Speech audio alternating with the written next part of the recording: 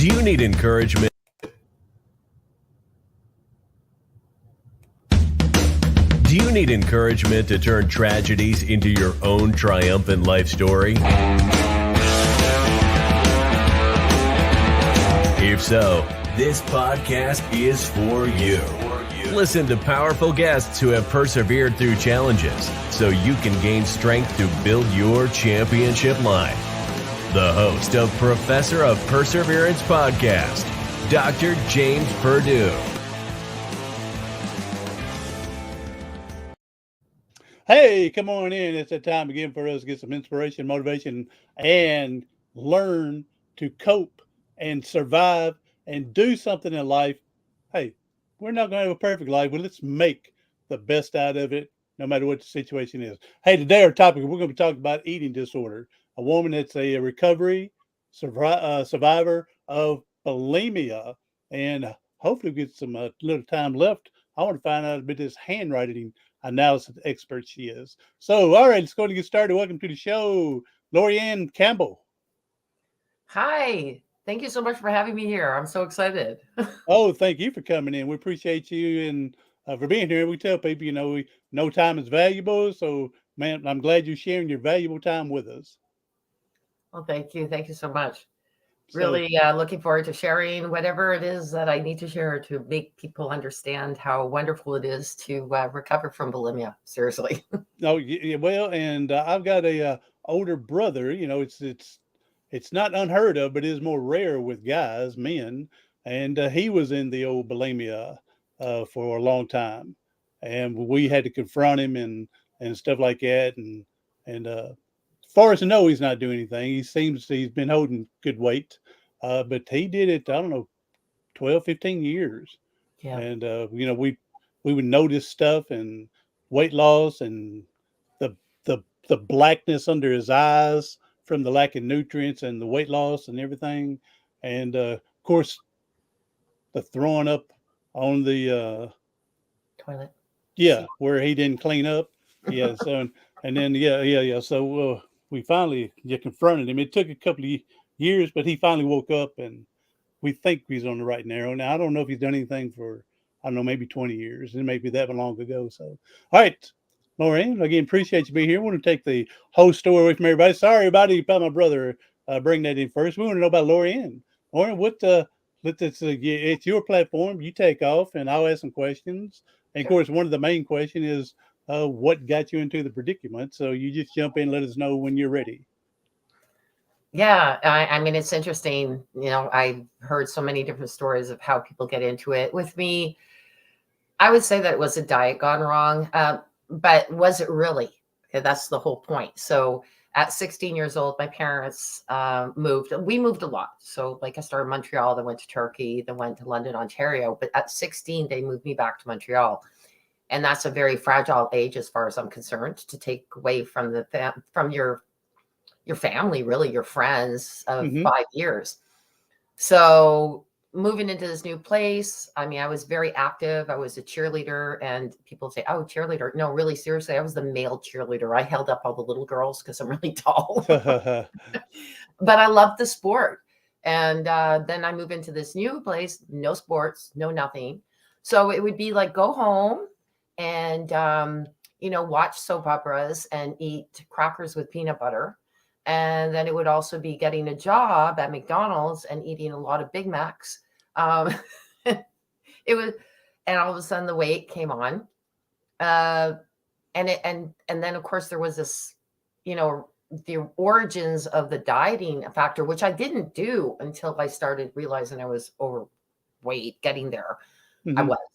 I was at, and she'll probably hate me for telling this story, but seriously, I did not know anything about diets until just before we moved to Montreal. My sister was getting married, and she told me that I was overweight.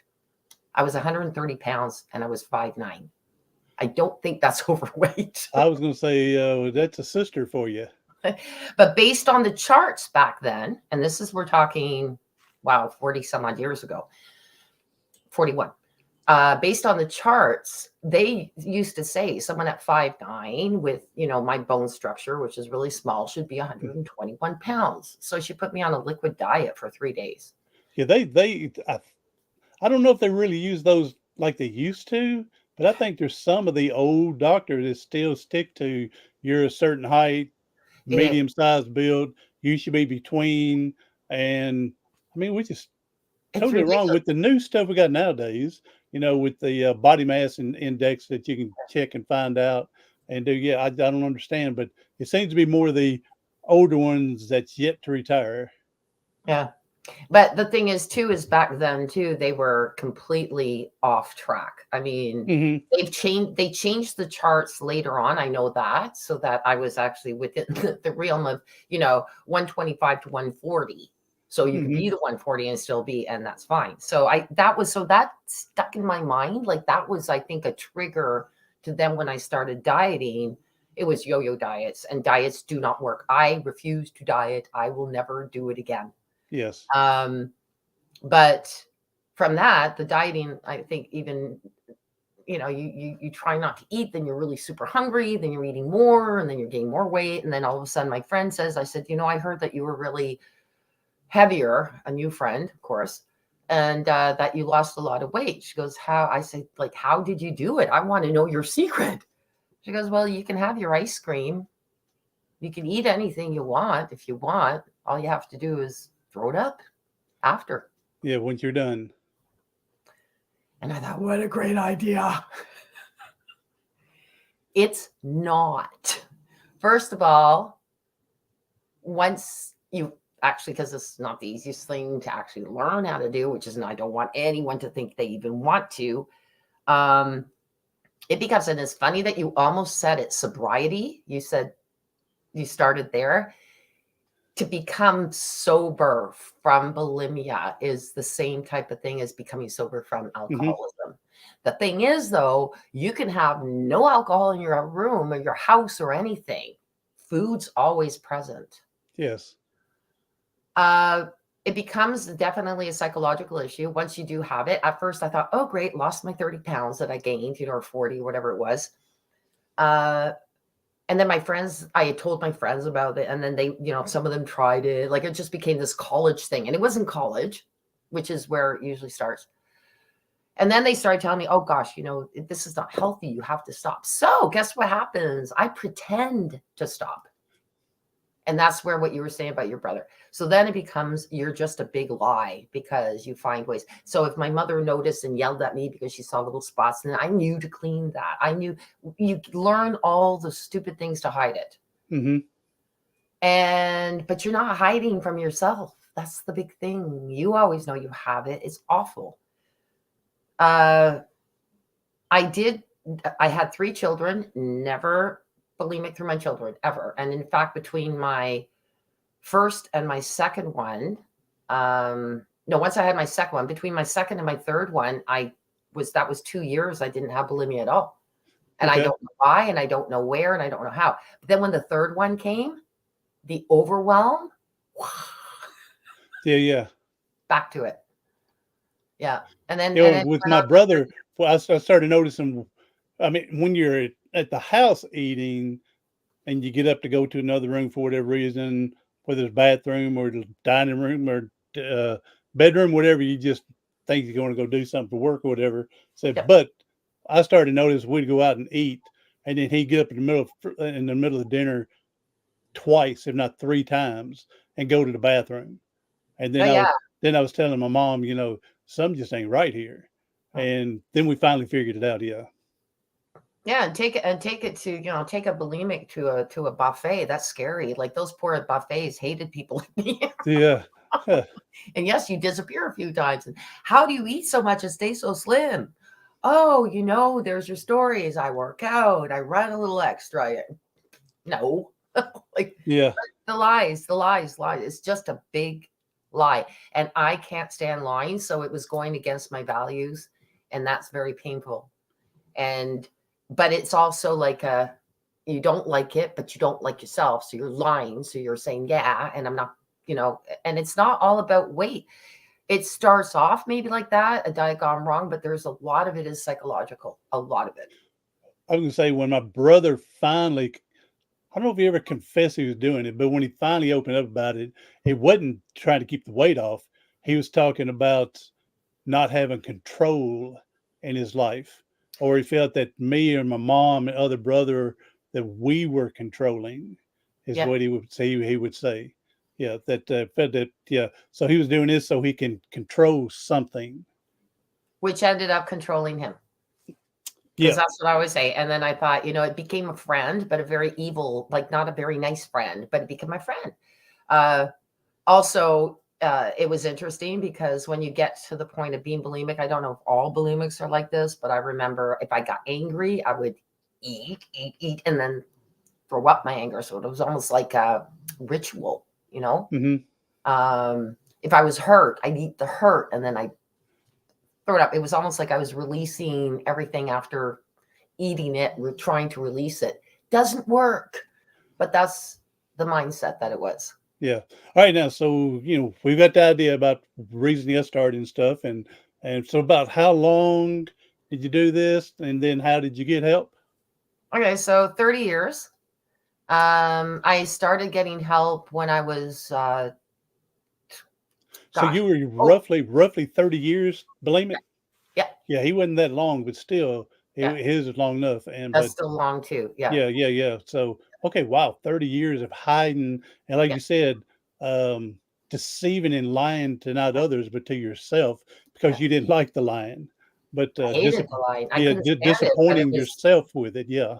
it was to protect so that I could keep doing it. I had to protect myself by lying.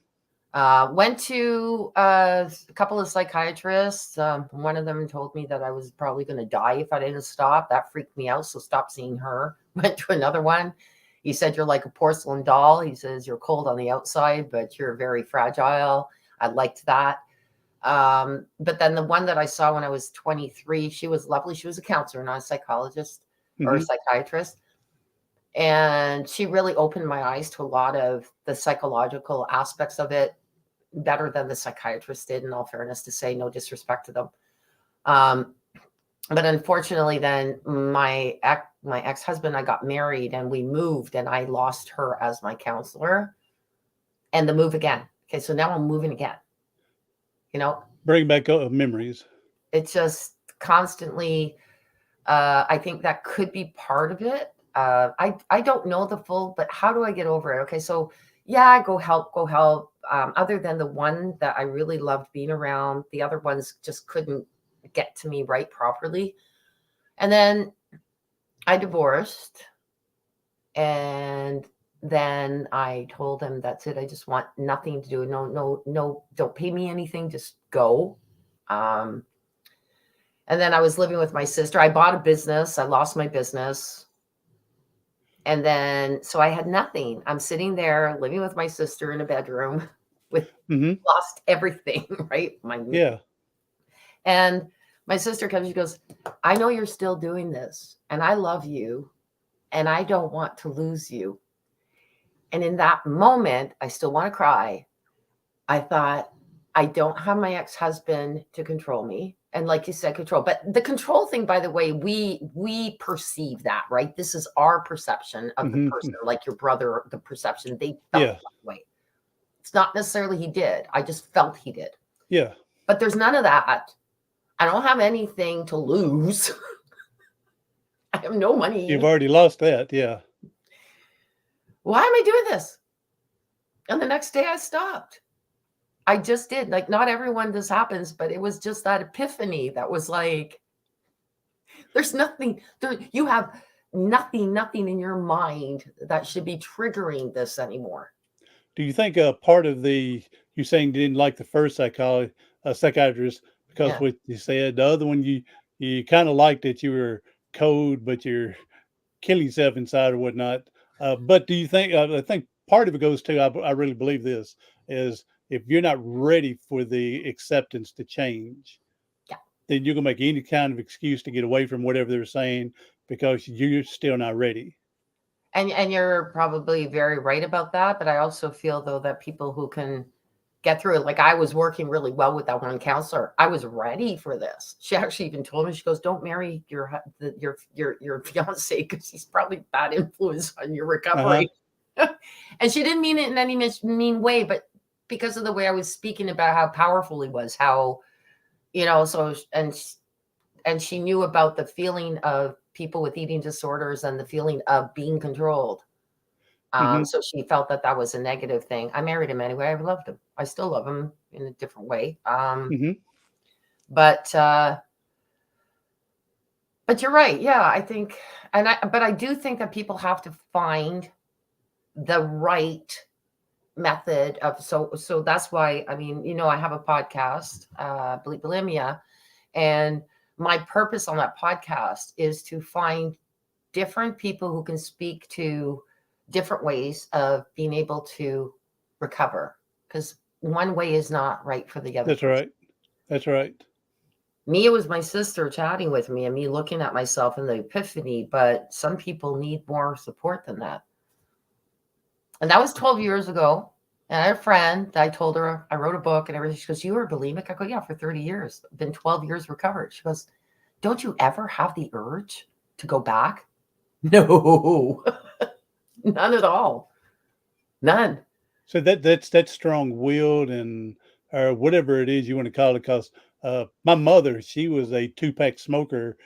Started when she's 82, still kicking.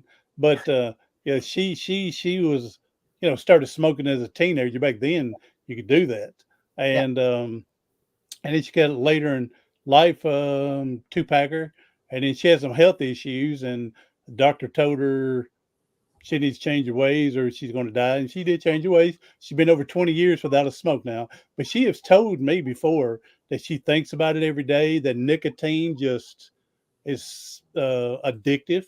And she thinks about it every day. She says, I would like to get one cigarette just for after dinner to smoke. But then she says, but I'm afraid I would pick the habit up all over again if yeah, I did that. yeah. So, when you say that you've really put it past you and don't think twice about doing it, I mean, that's amazing. I'm really thrilled for that for you. Yes. Thank you. There's certain things that you can think about too.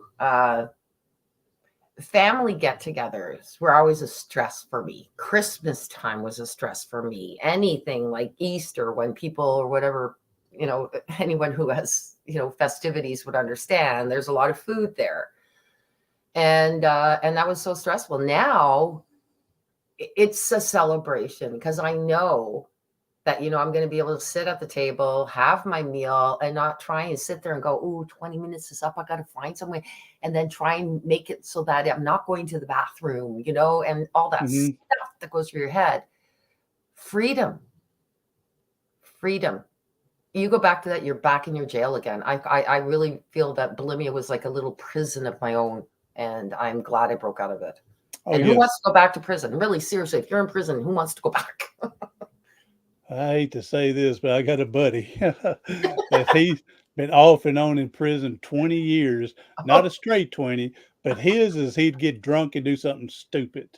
And finally he woke up and realized, you know, I don't drink, I don't go to jail. I drink, I go to jail. But one of the last times he went, the reason I brought up about you weren't ready at that time with the Yeah, other counseling is one of his things when he was locked up, they told him he had to go to see AA in counseling. And he they asked him some question, and he says, "Hey, until I get it in my head that I want to quit, there's nothing that you can say to me it's going to make me quit." And they told him, "Yeah, you're right. You don't need to come back anymore, because it's got to be you want to. If yeah. we could force it down your throat, but if you're not willing, and yep." So after that confrontation with them, he changed his way and he quit drinking for a while. Yeah. And it's interesting too, because if you think about it, I mean, I know, my mother was really upset about it, so she'd yell at me about it, but that's not going to help me. Like, Yep. I Yeah. mean, Yeah. Yeah. no, keep yelling. Like, I'm just going to go do more, like, like it's just like, um, Yeah. and she just, and understand that generation, like my mother is 87, and that generation, like, that doesn't understand, like, what is this? I don't think there's still a lot of people who don't understand. Why the heck would you do that? That's like just wrong. Yeah. But so is a lot of things that other people do that I don't understand. Yeah, exactly. Yeah, I'm a firm believer we're all got our own addictive to something. Yeah. I tell people mine is banana splits. So Oh, I I love kid, banana yeah, splits. I say that kiddingly, just because I'm trying to light the mood, but we all have something that we're addicted to Yeah. that the other people will go, I don't understand. Why do you spend 15 hours on the computer? Yeah. And not that I do 15 hours on the computer, but, I do a lot to prepare for the podcast. I do a YouTube. Got other things I'm doing and writing my own books. So, yeah. So, but my addictive is porn as well. So, yeah, we can let it control us too much, or we need to learn to set it aside for a while when we need to. Yeah, and that's interesting too. And thanks for sharing that. That's like I don't know that I would have been able to say that if I was addicted to that. But I had a friend who was, and he passed away. But he was an alcoholic. He had post traumatic stress disorder. He was a correctional Mm-hmm. officer for many years, and Okay. then he was off for a year. And like I was with him every day, watching him. Not a bad drunk. I mean, he was a super Mm-hmm. funny guy. But he said that to me. He says, I'm addicted to porn. And I said, no, that's not my thing. But I appreciate him being honest. Mm-hmm. That was just cool. The other thing I wanted to say too, that was interesting, is that when you actually do recover and people have known that you were bulimic, it could be 5, 7, 10 years that they're still watching you after you finish your meal to see if you're going to go to the bathroom. They do not believe that you're recovered. Yeah, I think that's in most cases, not just for bulimia. I mean, because Yeah. An alcoholic, and then especially family members and close friends, Yeah. is he going to have the after dinner beer now? Yeah. And my younger brother, he passed away 2 weeks before his 38th birthday, and his was alcoholism. He started Oh, drinking when he was 12 years old down the road with working on cars, like a garage. They got him started. And so yeah, he was 2 weeks before he turned 38 that he oh my passed away. goodness. So all I say is, we love them. Everybody's addicted to something. So we love them, and the only thing I can say is he's not chasing that demon any longer. Yeah. So from there, Yeah. but yeah, we all got something that's a little tricky on us, and if we let the slippery slope happen, that we'll fall deep into it. Yes, I agree. Yeah, So, that's really well said. so Um, well, I'm just grateful. I'm grateful that 12 years without it. I'm glad that you're 12 years recovery, survivor of this, because again, I mean, you could have easily been dead from it. Oh yeah. You could Oh, have and think easily. about this. Here I am, 47 years old, because I'm turning 60, by the way, on September 23rd. Proud of it. Mhm. I made it this far. There you go. And at 47, you're heart attack age, man. And I'm telling you, bulimia takes a toll on your heart. You finish one of those episodes, and your heart's going boom, boom, boom, boom, boom, boom, boom, boom, boom, boom. Yeah, and of course, what you're doing is you're not letting that nutrition get into your body like it's supposed to, No. which is adding more to the organs And dehydration. deficiency. Yep, and hydration along with it. Yep. So there's a lot to it. So, well, I'm glad that you have recovered and you've been 12 years. I hope another 112 years for you. Unless the Big Bang Theory guys can come up with me living longer than usual, I'm in my last quarter here, turning 60.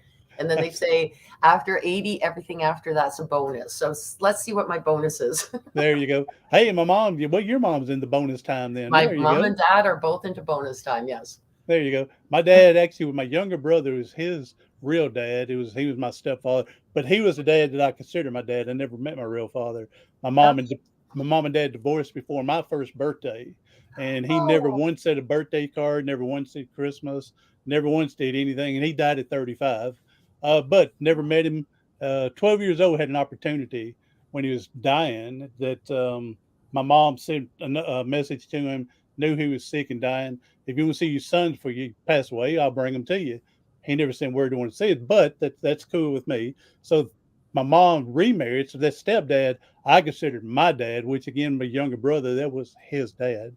But he was the one that I told people loved me when I needed it and sure busted my butt when I needed it. And so yeah, he's the one that I consider my dad. Now I don't know where I was going with that story any longer. Oh, other than you were talking about your dad in the bonus over 80. He again, he was my younger brother's father. He died at 42 from for a massive heart attack. And yeah. And so my younger brother, for some reason in his head, his dad died at 42. He didn't think he'd ever make it to 42 or Yes. live for some reason. And the alcohol took him out. And I said, he was right. His premonition, because he Yes. made it right, He not made making it the right. Yes. not making the changes. Yeah. No, So because my grandmother died at 48. My mother, when she turned 48, she was freaking out because she said, "This is the age my mother passed away. I'm probably going to die too." And here she is at 87, and she's still going. And even when I turned 48, I was like, "That's right around the time." So yeah, 47. yeah, yeah. My grandmother died at 48 of a heart attack, right? So it does. Those ages are weird how they connect with you. Yeah.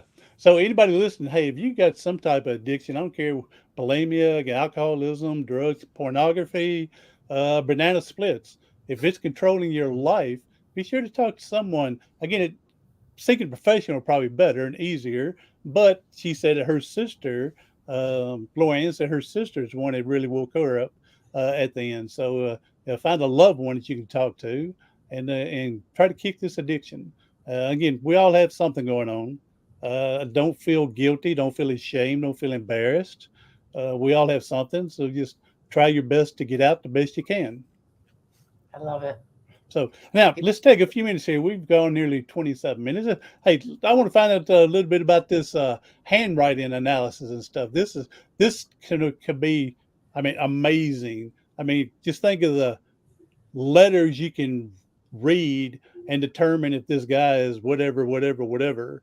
And I mean, we were talking before we started the show here about how Ted Kaczynski, the Unabomber, they were able to take his notes and do hand analysis and determine who he was and stuff. Yeah, and I think what's really cool is, I mean, I'm not a real science kind of person. I understand it, but when I have to repeat it, I don't do it really well. So it's in my head.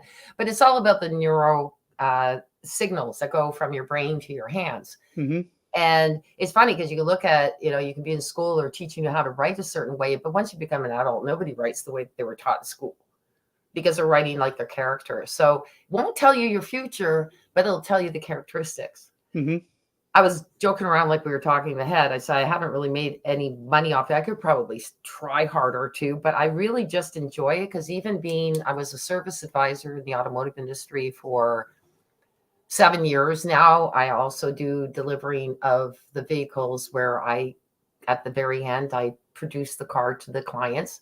Mm-hmm. And there's always signatures. And what's fun is you can tell what kind of character that person's going to be that you're going to have to deal with. So big, nice handwriting means that they're bubbly and they're fun. And then if you got the little tiny ones, they're going to be more detailed. So you're ready for it. It prepares you to be. And I love that you said that too. Like I always say to people, you know what, before you date someone, if you're single, get them to write something down, send it over to me. Yes, I will only charge you $50. Hey, write me a love note. But it's the character comes out and it's real. Like it's like I say, I have a 95% success rate because I always have people give me their response to how successful it is. That's pretty high. So there, and it's been proven since way back that this is true. Now people are saying, well, people don't write anymore because of the computers. Here's a fun fact though. People can write if they want to because they have to sign their name and they have to write notes still. People still write. And they go, oh, but my writing's ugly. I don't care. It's the shape of the letters. It's got nothing to do how pretty or ugly your handwriting is. Mm-hmm. And I can tell who you are characteristically. That's amazing that we leave that little fingerprint, writing print, however you want to put it. It's amazing. We leave our DNA everywhere now. And again, a piece of your so-called DNA is in your writing. Yeah. So, and I think handwriting analysis is a lost art. Like there's not a lot. Oh, no doubt about that. Because again, like you mentioned with the computer today. I definitely believe that too. Yeah. Yeah. But if you want, I will offer you this. You can email me a sample of your handwriting and I will, for no charge to you, do a quick handwriting sample analysis and you can come back and tell me you're wrong. The other thing too, I just want to really quickly say, James, though, is that if you change your handwriting, so let's say you've got a T bar on your T, like if I can do this right. So your T bar, right? This here. Yeah. If it's down here, that means you got low self-esteem. If it's here, it's healthy. If it's here, it's good. If it's down here, you can practice to bring it up here and your mind will change. So your self-esteem will go up. Oh, wow. Okay. So changing your handwriting could change your life. And this is something I took from the university. I have to give Bart Baggett that because that's what he called it. And he's the owner.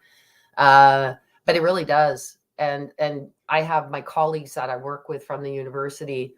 It's called Handwriting University. And we all agree that when we change certain things, if they have a D that has an open loop at the top or a T that has an open loop at the top, it means that the T is you're sensitive to criticism on your intellect, the D sensitive to criticism on your physical. Okay. You close that up and practice to close it, you become aware of the fact that you're less likely to be that way. Oh, wow. Okay. Yeah. So anyway, that's It's something amazing. a lot of people don't know. You change your writing, you can change your mindset. Now, my issue would be before my injury, I was left-handed writing. And now, after my injury, I'm right-handed writer because my right side is stronger than my left side. And so I was all left-handed beforehand, did everything left-handed. Now I'm right-handed. So I don't know if that'd do anything or Interesting, not. but it would still be the same. It's still coming from your brain. So it doesn't matter if you're left or right. It's Okay. Okay, some of the shapes may be a little bit different, but the main characteristics of the character will still be there. Mm-hmm. So I would like to see, and there may be a study, I hadn't really researched it, but I've asked one therapist when I'm a spinal cord injury, you got my neck broke playing football. And so I asked one therapist one time, I said, hey, I used to be left-handed, but I'm right-handed. And she says, oh, we've heard of plenty of people when they get their neck broke that they switch dominant sides. And I would like to see if it's more true for right-handed to left or left to right, or just generally that's what happened. Isn't that interesting? It is. It is. I would like to know that. So, all right, LaurieAnn. Oh, wow, this is amazing. Hey, anybody else, please search for help. Don't tell you don't have to do this struggle alone. All right, please search for help. And you know you're around people that love you. Okay. And I used to tell my younger brother, I said, you know, you're drinking, you're doing all this. And I said, don't think you're hurting yourself only. You're hurting the family that loves you and other people that's close to you love you. And yeah, but that addiction just gets so strong for him. So, all right, LaurieAnn, appreciate it. Hey, if you want to put the name of your book out, your website, and your social media for people to come help find you. Okay, so I'm pretty humble. So I most everything, if you look up iamthatgal.com, will come up.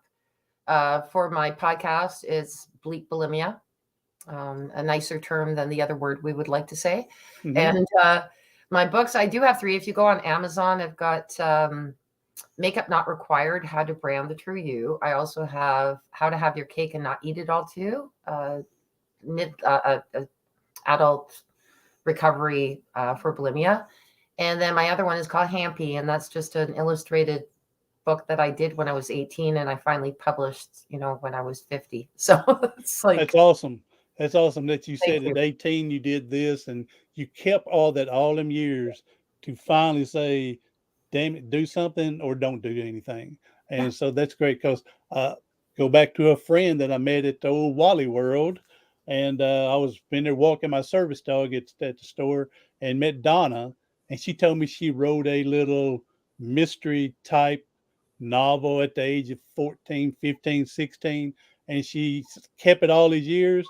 And she said she would like to get it published. And I said, I've published a book. Let me help you, Donna. And she passed away before she gave me the material.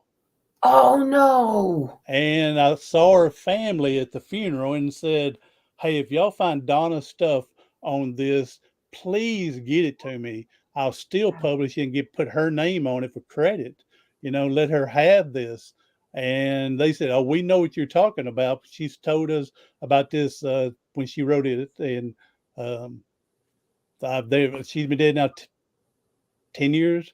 I ain't heard anything more back from their family. So, that's sad because that's so that it's just Yeah, they, Yeah, they end up selling her house, so I'm assuming they box it all up and and whatever it's put it, gone. So, but and it may not be the most wonderful, exactly. And but she would say that, "Oh, it's just my kid, right?" That's good. That's yeah, okay. How many kids read? right? I said, I won't charge you anything. And she even said she had it on a cassette tape where she'd give me the cassette tape if you don't want to give me the paperwork, and I'll get it translated, and we'll do it. And I asked her, several times, and then she ended up passing away before we got a chance to do it. So, That's so sad. Yeah, so that's the message out there. well, yeah, Don't we don't you know. you may wait to do something with something, but don't not do it. Yeah, yeah. But what happened with her is, I think part of her, she died from broken heart. Her son was living up in New York area where she came from and Oh, had a heart attack. And okay. she went up to go see him when he died. And then when she came back home, wasn't feeling good, got in Yeah. the hospital and he said, "You've had a heart attack." Jeez. And then she died a few days later. It was like a week difference between them two. And I Wow. guess part of it is a broken heart from her son, I guess. Yeah, yeah, that would So that would make sense. Yeah. yeah. So wow. All right. Sorry to end this on a not a terrible bad note, but again, as Good Lauren message. says, get get stuff done because we don't know what's going to happen. Yeah. So you got that aspiration to do whether it's a book, a Mm. song. It may never go anywhere, but I'm a firm believer that we ought to be writing a memoir of ourselves, whether you have it published, whether it's just a memoir on the computer, to let your great grandkids know what you used to be like. I And agree. so from there. All right, LaurieAnn, thank you for being here. And I'll take your information and stuff and put in show notes to make it easier for people to find you. And I appreciate it. Now, LaurieAnn, before we leave, last thing here, we know the people hurting and struggling today. And if you can leave us with a powerful message to help them get through today, that'd be awesome. Hey, I best I can say is just never forget how many people truly love you and are there to be there to support you.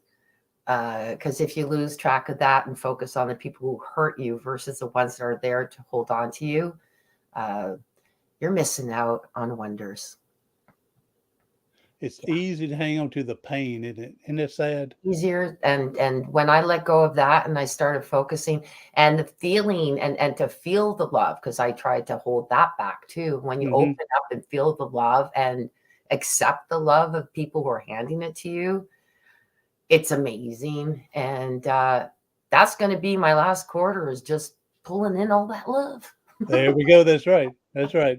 Well, we're throwing some love from right outside of Nashville, Tennessee to you, and Thank glad that you have come this far. And again, I hope you get further and further and further from there.